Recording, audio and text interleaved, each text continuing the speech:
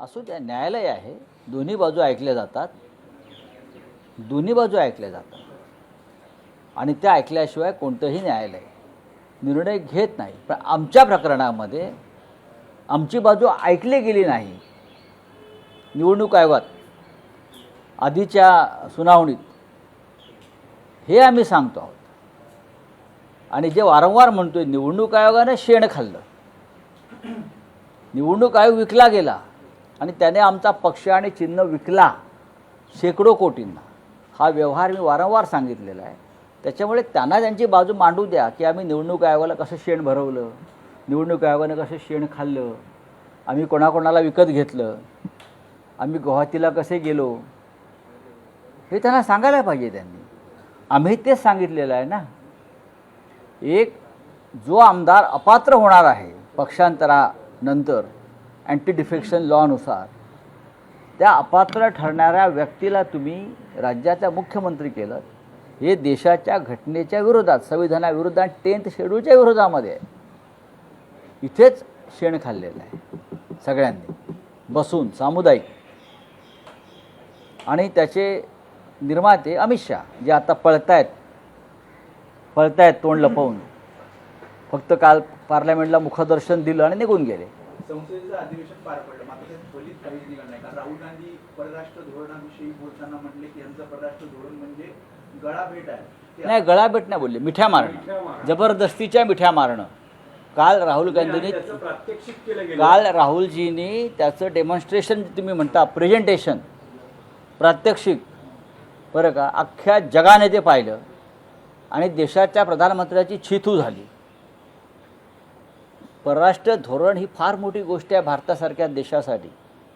परराष्ट्र धोरण जे विदेश मंत्रालय आहे ते फार जागतिक स्तरावर देशाची प्रतिमा वाढवण्यासाठी, मजबूत करण्यासाठी काम करतं.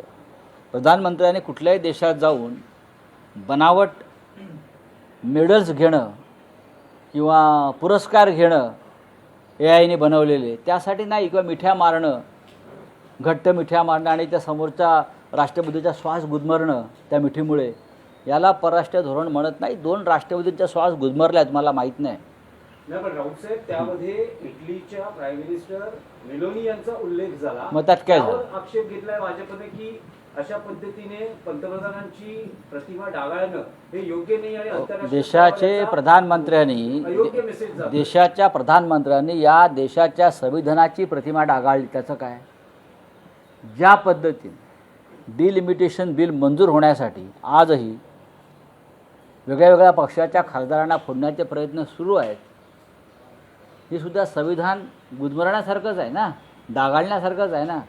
शिवसेना फोडणं, तृणमूल फोडणं, राष्ट्रवादी काँग्रेस फोडणं, हे काय प्रधानमंत्र्याचं आणि अमित शहाचं काम आहे का, गृहमंत्र्याचं?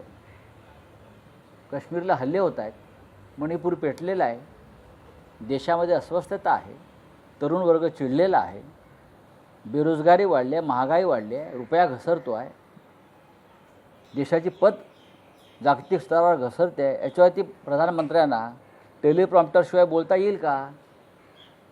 या दोघांना भविष्यात म्हणजे 2029च्या आधी जावं लागेल, अशी या प्रकारची परिस्थिती जागतिक स्तरावर सुद्धा आहे आणि आपल्या देशात सुद्धा आहे. मोदी आणि शहा जातील. नाही, ते आता झोपतच नाही आहेत ना. ते आता तरी कुठे झोपत आहेत? चेहरे बघा दोघांचे काळे ठिक्कर पडलेत. 20 दिवसांनी ते काल पार्लमेंटला लोकलज्जस्तेवाले वंदे मातरम जेव्हा आपण गातो संपताना, तेव्हा यावंच लागतं. तेव्हा ते खाली मान घालून आले त्या क्षणाला 3 मिनिटासाठी आणि ताबडतोब खाली मान घालून गेले. 56 इंच वगैरे काही नव्हतं. मैं हूँ, संपला तो विषय. आता दिल्ली खाली करण्याची वेळ आलेली आहे. 19 दिवसाच्या कालावधीमध्ये संसदेमध्ये काही काम झालं नाही. संसदेमध्ये फक्त विरोधी पक्षांनी गोंधळ घातला. कुठे गोंधळ घातला?